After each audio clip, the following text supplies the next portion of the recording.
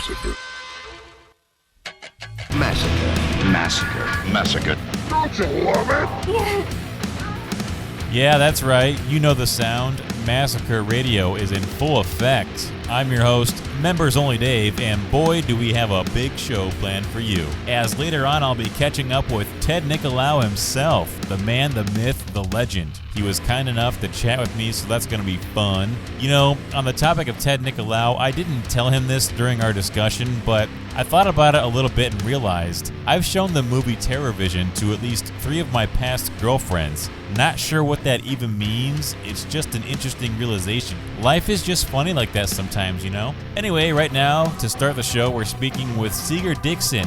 He was a producer on Subspecies V, as well as some other projects you may have heard of. I'll let Seger tell you all about it coming up right now. This is Massacre Radio. And joining me now on the Massacre Radio hotline is our first guest, Seger Dixon. He's a producer on Subspecies V, and you may also recognize him from his time in the band Gravesick. Seger, how are you doing today? Thanks so much for your time. Doing pretty good. How you doing? Everything is fine. You know, we got to talking before the interview, and you said you had been working in the film industry for about 11 years now. Looking back to when you first started, knowing what you know now, what advice would you give your old self who just got started? Oh, wow. That's a great question. Well, when I first got started, it was with a little company called Trauma Entertainment. From then on, I've been working with more little companies like Full Moon Pictures with Subspecies. In terms of advice, I would just say just keep going, keep finding solutions, keep finding answers. There's always possibilities for stuff, whether you're in Buffalo, New York, trying to find art department stuff, or in Serbia, trying to find locations for Subspecies. There's always a solution to something. It's funny, you mentioned Trauma, and I noticed on your IMDb page that you are credited as the second unit co-director on Return to Nukem High, aka Volume 2. Talk about some of the things you learned in your time working alongside Lloyd Kaufman, and maybe something in your time around him and his workflow that caught you by surprise. It's a saying that everyone has said, but everything I've learned about filmmaking, I've learned from Lloyd Kaufman. He's an absolute genius. The way that he's able to take chaos and construct it in a manner that still keeps its energy, but still, works on screen is amazing. He's very good at, knowing when to rattle the saber and knowing when to keep calm. And that's something that I try to, implement while I'm still working in the industry. I couldn't praise Lloyd more. I mean, he's an amazing person to learn from. Now, while I was doing research for this interview, I came across an interesting nugget. It says here you are a big milk drinking aficionado. So I gotta ask, what's the deal with bagged milk in Canada? Have you tried it, and how does it hold up to milk here in the States? I wouldn't say I'm the hugest milk drinking aficionado. But I do try to drink a good bit of milk. In the Balkans, I don't really drink milk. What they do, which is pretty popular, is they have this drinkable yogurt. So that's where I get my fats, my lactose kick. Is for breakfast. They have like this very nice thick drinkable yogurt that's it's made from goat's milk, I believe, which is pretty solid. Now, aside from your work in film, I know you were also in a band named Gravesick. What else can you tell us about the band? Yeah, so we're a 3-piece kind of traditional death metal band. We released our first album, Gravesick, on Bandcamp last year. You can look it up. It's one word, Gravesick. It was a great experience. We worked with Ryan from Growl House in Long Island City. He's an amazing bass player in his own right. And since then, unfortunately, our drummer has to part ways. He left New York City. But me and the guitarist in the band are actually working on a new project, which kind of has vibes from Iron Age and like those types of bands, like the fantasy, hardcore, death metal vibes. Now, as someone who has actually worked on movies, I wanted to get your pulse on practical effects. Of course, CGI can be helpful if used correctly, but what is your attitude on CGI versus practical effects in general? I mean, they can really drive up the cost, practical effects that is, but don't you think it's worth it in the end? Yeah, absolutely. I think where we're at is this cool place in technology where we can take the aesthetics of practical effects and then also take the logistics and easy workiness of CGI and kind of combine them so that we're able to do a lot of really cool stuff. Worked on a few movies in the last couple of years where all the effects are practically done, but then we have VFX that boost the production value and make them much easier to shoot. So that way you're not spending 10 hours on a decapitation scene. You can have quick effect and then have it be supplemented in post and still have an amazing result in the end. Seager Dixon is my guest. He was a producer on Subspecies V, and he was also in a band called Gravesick. Now, also, while I was doing research for this interview, I found out that you are the assistant director on the Joe Bob Briggs Show. How does working on a show like that differ from working on a major motion picture like Subspecies V? Well, with the Joe Bob Briggs Show, if we're speaking completely kayfabes, it's great. It's shot live on location in a drive-in movie theater in Texas, and Joe Bob Briggs says everything off the top of his head. Nothing is pre-written, nothing is pre-planned, and we just kind of press record, and he lets his magic just flow, and we have amazing content that comes from it. Seager, I know you like to work out, so tell me, what are you benching these days? Oh, my bench is not great at all. I'm about like 225 right now. How about a directorial debut from yourself? When can folks expect that? I mean, is it something you are actively working towards, yes? Yeah, I mean, that would be obviously the goal, coming from film school and, having those, aspirations as a young filmmaker. I'm starting to work more into writing scripts. So hopefully some of those projects get produced in the next couple of years or so and eventually work our way into like a writing directing sort of situation. So you finished Subspecies V and you were able to work alongside Ted Nicolaou, who's also going to join us later in the show. Spending time with him, seeing how he interacts with the rest of the crew. How would you describe his style on set?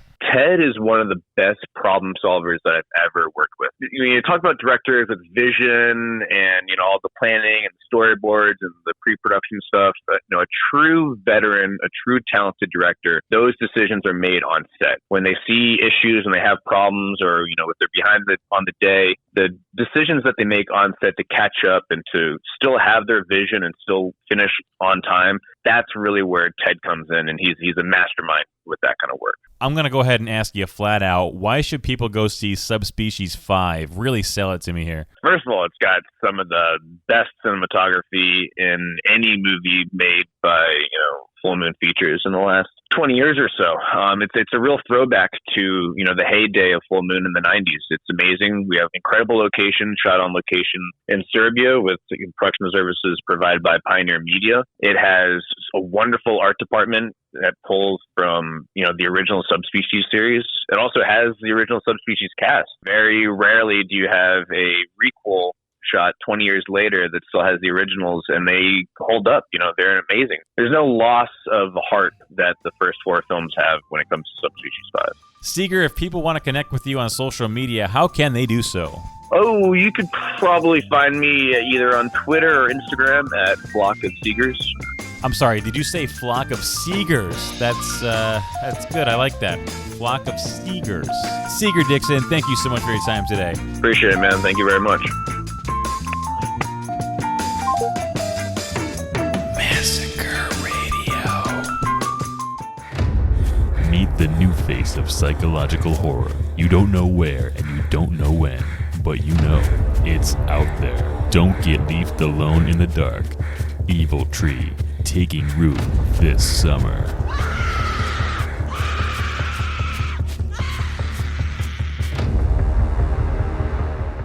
Hi, I'm Nathan Stabler, and I'm a real estate investor. I've got boatloads of cash, and I'm desperate to purchase your house. I'll buy any property. I buy condemned houses, drug activity houses, flop houses, bounce houses. I even buy murder houses. Has someone been brutally murdered in your house? I want it, and I'll pay cash fast. Do you have what I'm looking for? Call me at 578-22513. That's 578-22513 to sell your house for cash.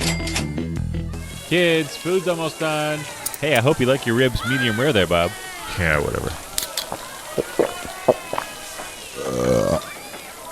Massacre Radio.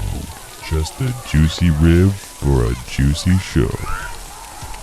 And joining me now is none other than acclaimed film director Ted Nicolaou, who you may know from movies like Terror Vision and most notably the Subspecies franchise, which he recently completed production on and released Subspecies V. Ted, thank you for your time today. How are things out there on the West Coast? Hey, thanks, David. Things are pretty sweet compared to the rest of the country in terms of the weather. It's cool and cloudy here, so I'm feeling very sorry for my friends back in Texas. I want to start from the beginning because I know before you became a director, you had spent some time in music, being a part of numerous bands, including Ramona Ramone and the Four Daddy-O's. And I guess my question is, are there any recordings from your time in the Four Daddy-O's or other music ventures you had prior to becoming a director? You know, I started out as like a folk singer in coffee houses in Dallas where I grew up. And when I went to Austin, some friends of mine and I started Ramona Ramone and the Four Daddy-O's. And we were like kind of a psychedelic oldies band and played frat parties and hippie parties and all the kind of hippie music venues that existed in Austin at the time. There is a Ramona and Ramone and the Four Daddy-O's Facebook page. And I believe there's some audio of one of our performances. We were a little crazy and, you know, some people were on acid and some people were on downers and some people were on speed. And so the rhythm of the band was not always spot on, you know, but we were fun to watch. Basically, that was my musical career. And when I discovered film, I sort of just went whole force toward film. I'm sure by now it's common knowledge that you did sound for a movie called, let me check my notes here, hang on. I had it written down earlier. Texas Chainsaw Massacre, yes. I don't so much want to ask you about that experience because it's well-covered ground, but my question is, how long after working on Texas Chainsaw did you realize just how big of a deal the whole thing was and the enormous influence the film had on the genre and the film industry as a whole? You know what? When we were making Texas Chainsaw Massacre, we were not aware that it was going to be all that good. And it wasn't until we saw the finished film and it actually went out in theaters and created such a big reaction that we realized that we were involved in something that was actually kind of groundbreaking. And the fact that it's lived on through all these years and so many incarnations, and still the first one is, I think, the most authentic and frightening version of the story. I mean, looking back, it's got to be pretty cool to know you worked on something that was so influential and regarded as such a classic. Yeah, definitely was. I mean, you know, I was a sound man, so didn't really call on a lot of my creativity, just more of my technical abilities and patience in the heat, you know. Now, before you got the chance to direct your first film, you had worked on some as an editor with films like Roar, Tourist Trap, and Ghoulies, but I want to focus on Roar for just a second. It is absolutely one of the most notorious and infamous films from any genre due to its nature, and it's my understanding that while you were working as an editor on the film, you were actually on set for one day. Talk a little about that experience, being amongst all that chaos, and what was that like? Yeah, basically I was stuck in the cutting room all the time editing scenes, and one day somebody came in and said, "Hey, you know how to run a Nagra? We need a second sound man on the set." So I kind of went out there not suspecting what was going to be going on that set that day. And basically they had a chain link fence separating the crew area from where the lions and tigers were going to be. And the chain link fence ran down to the water of the little lake that they had created for the set. Noel Marshall, the director, producer, star of the film, gave me a wooden cane and said, "If any lions come over on this side, just hit them in the face with a cane." And that was basically the lion training advice on that movie. So when they rolled cameras and called action and let the lions loose, the lions were kind of running on the far side of the chain link fence. They just jumped in the water, swam around the fence, and suddenly were all over the crew area. And so I grabbed my cane and was ready to defend myself. And Noel Marshall, screaming and cursing as he always did, came running over and grabbed my cane out of my hands and went chasing after the lions and tigers. So after that day, I kind of vowed never again to go on that set. I had asked my producers if they had any questions they'd like me to ask you, and all they could come up with was, ask him what kind of guy he was in the 80s. So, Ted, I ask you, what kind of guy were you like in the 80s? Were you like a punk rock guy? Were you into new wave? What kind of motif are we talking here? Basically, we went to punk shows, but not to the super down and gritty punk shows. We were new wavers and went to Club Lingerie and in LA here and saw a lot of great bands. And that's where I was first introduced to the Fibonacci's and where I saw Mary Warrenoff kind of hanging out every weekend. But yeah, we went to, we saw X and we saw Wall of Voodoo. And, we were pretty active band watchers at the time. I couldn't get you out of here without asking you a thing or two about Terror Vision, which was the first film you had the chance to direct. The biggest thing that always stood out to me was the production design and set decoration by Giovanni Natolucci. I guess just talk a little bit about his influence on the set design, any input on it you might have had, and overall how it contributes to the film's tone. When Giovanni Natolucci was first proposed to me as the production designer on the film, he came out to Los Angeles and we spent a few days together looking through location booklets with photographs of various locations in the valley and talking about kind of porn houses of the valley and talking about basically the way that the set should be kind of an expressionistic vision of Stan Putterman. And he took all of that and kind of went back to Italy and started designing sets. And it really wasn't until I flew over to Italy to start pre-production and walked on the sets that I realized what a complete madman he was and how much detail he gave that set. It was all on a soundstage, and the kind of Roman bath jacuzzi and the little bar that he created, it was truly amazing. And the artwork on the walls, the erotic artwork, which I stupidly did not bring any of that home with me. I wish I had. But yeah, he was an incredible person to work with because he gave you so much more than you could have ever imagined. And that was kind of the whole case with that whole movie, the cast. The cast gave me more than I could have imagined, and the sets were more, the director of photography was more, the monster was more. That movie got plussed every step of the way. While we're talking about Terror Vision, and it's hard to mention the film without mentioning one of the great character actors, not only of his time, but ever, in Garrett Graham. But I want to ask you about another well-known character actor from the film, John Grise, who of course played O.D. What do you remember most about working with John Grise while shooting Terror Vision, and do you still keep in contact with him? John Grise was really incredible. He came into his audition and just nailed it so well. And he was like much older than the character was supposed to be, but he was so damn funny that it was undeniable he had to have the role. He was a super serious actor and was always kind of questioning the tone of his performance and not wanting to go too big. And the funny thing is that all of his performances are kind of big, even in later years. He was really fun to work with and just brought so much goofy life to that character. We'll be back with more from Ted Nicolaou right after this. In the beginning, there was VHS and beta, then DVD, and now, in the 21st century, thanks to the advent of modern technology, we have streaming. With thousands of titles all at your fingertips, sometimes it's hard to find something even halfway decent to watch, but it doesn't have to be. Introducing Subgenius.tv, the only streaming service you need with hundreds of hand-picked titles at your convenience.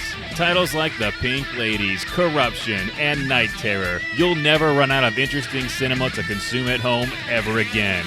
Subgenius.tv has it all, and then some. Besides, who has the space to store physical media anyway? Streaming is the future, and Subgenius.tv is here to pave the way.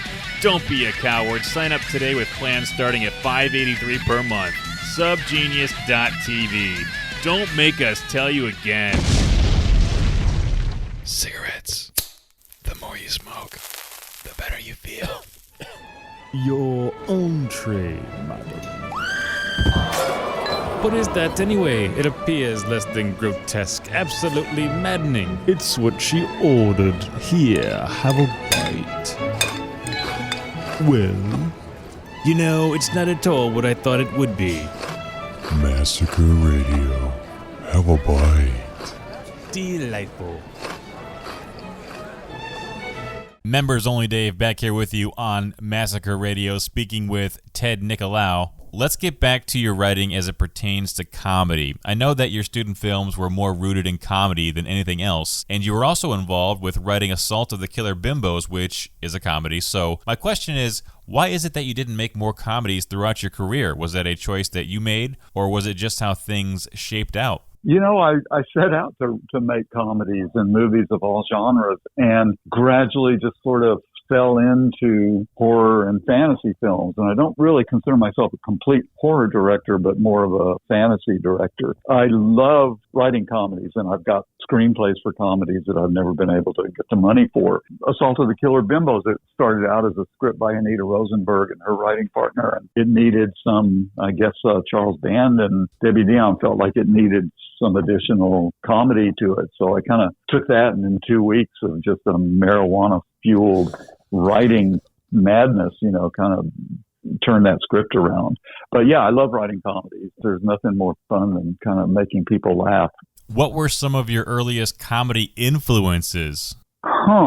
That's interesting. I think, my biggest influences were probably like the classics, and of all of the classic comic filmmakers, of course, the Three Stooges was like, just ingrained in my childhood. Mm-hmm. But I also just loved W.C. Fields. W.C. Fields, for me, trumps Charlie Chaplin any day. That was kind of it. And, when I was growing up, I was more into sci-fi movies and horror films as a teenager. I don't remember a lot of comedies from my teenage years, actually. So it was mostly the old classic. The Little Rascals, loved them, too. Let's fast forward a bit to the new millennium. You were working on stuff like The Horrible Dr. Bones, Urban Evil, and the St. Francisville Experiment. I know in an interview you once referred to this period of your career as somewhat of a chance to reinvent yourself. Talk a little bit about that time in your career, and then coming through it, what you learned most about those experiences. There was a period when we were doing TerraVision and then Subspecies and then Dragon World, where all of us that were working at Empire and Full Moon felt like we were going to rise, and, Charlie was going to make studio movies, and we were all going to kind of rise simultaneously. And when the kind of financial crash hit and Full Moon was no more for a while, and then kind of struggled out by making super low budget 6-day shoots, it was not my thing. And I really, I sort of need time because I sort of have cinema in my brain and want shots to be interesting and want to shoot as many takes as necessary to get great performances. But I sort of needed to work and love to work so much that I was like, okay, let me try and see if I could do a movie in 6 days or 9 days. And I think Ragdoll was one that we had just enough time and just enough Steadicam and Mac Allberg, who's director of photography, and an incredible cast of black actors. We were able to do something that I feel like sort of reflected what I'm capable of doing. Then Horrible Dr. Bones came along, and it was like even a shorter schedule and more difficult shoot. And I felt like that was kind of not where I could thrive. And So basically I needed to reinvent myself, and had some friends who were making like documentaries for the Disney company. And so I kind of took about 10 years and backed away from the super duper low budget horror films and did documentaries and told the stories of Walt Disney and his artists. And it sort of brought me back into loving movies again. Then I got the opportunity to do Subspecies V and kind of really poured everything that I had learned over those years into that film. Throughout your career, you've worked with countless, and I mean countless, legends and icons in the industry. But I want to know, who is an actor that you'd love to work with that you haven't had the opportunity to do so yet? Ooh, man, there's just too damn many of those, Yeah, I mean, I feel like probably my life is going to be working in kind of independent movies. And so to think of movie stars, I would love to work with Nicolas Cage, because I think he's like a man who can bring a lot to any role that he plays, I think I heard you on record as saying that you aren't the biggest fan of remakes these days, but I can't help but wonder, if you were to take TerraVision and remake it for a modern audience, what things do you think you would do differently, and what would that look like? Oh, I think, I've given it a little bit of thought if we were going to kind of do a sequel or a remake of TerraVision. And TerraVision streaming, sort of opens up a lot more possibilities for the Hungry Beast to kind of make his assault on humanity. And it could be really fun to kind of take on the current kind of studio executives of streaming services and the kind of corporatization of movie making. So yeah, there's a lot of ideas that could swirl around that film. And, of course, it would have to be in the same way that TerraVision kind of assaulted all the 80s stereotypes of people. We would have to take on influencers, rock stars, and celebrity. And, it would be really fun to come up with the screenplay for that film. Ted Nicolaou is my guest. Got a few more questions, then we'll get you out of here. Let's talk about Subspecies. What is it about the series in particular, do you think, that helped it stick around for over 30 years, having just wrapped up production on the 5th installment? I think the Subspecies films, probably their enduring appeal has a lot to do with the kind of authenticity of the locations. The score of the first film was like a really kind of evocative and emotional score. I think Anas Hove as Radu is like, a creation unto itself as far as vampire movies go. And the relationship between Radu and Michelle, Denise Duff's Michelle, just kind of opens up the movie into like not just a vampire killing people movie, but a very twisted romance. So I think the combination of all of those ingredients, it sort of surprises me too. And I'm super happy to see that those movies have some kind of staying appeal, but I have to think that it has to do with those actors, those locations, the fact that we put a lot of filmmaking energy into making them as beautiful and interesting looking as they could be too. It's just very hypnotic, I think. Subspecies 5, okay, it's done. It's out now. It's on streaming platforms. If people want to go watch it, where can they do so? Where can they find it? And tell us a little bit more about the film. Subspecies 5 is available for the moment on Screenbox, Amazon Prime, and on Full Moon Features website that also is on Amazon Prime, and soon to be on Tubi, I imagine. The DVDs and Blu-rays will go on sale, I think, July 15th. So yeah, check it out if you're a fan of Subspecies or if you're curious about Subspecies. It's a real kick-ass story of the evolution of Radu from human to vampire. So you completed Subspecies 5. It's out now, available to stream. What's next? What can people expect from Ted Nicolaou in the coming months? In the coming month, probably radio silence as I sit here and try to write another screenplay. I have this comedy monster movie screenplay that we're hoping that we can raise some financing for. I'm working on a story to turn into a screenplay that I could work with Anas Hove and Stasha Nikolic, who was in Subspecies 5. So yeah, I'm going to stay as busy as I can. Ted, if people want to find you on social media, how can they do so? Oh, I'm easy to find on Facebook. I'm easy to find on Instagram, Ted Nicolaou. Ted Nicolaou everywhere. Vimeo, Ted Nicolaou. You can see some of my various works there. Ted Nicolaou has been my guest. Ted, thank you so much for your time today. We got to do it again sometime. Cool. Okay, thanks a lot, David. It's nice talking to you. Massacre Radio. Big thanks to our guests today, Seger Dixon and Ted Nicolaou. This has been Massacre Radio. Thank you for listening. Join us next week when we speak with John Rhodes as we get to the bottom of the whole reptilian humanoids thing that's been going around. Yeah, it's weird. We'll see you then. Take care now.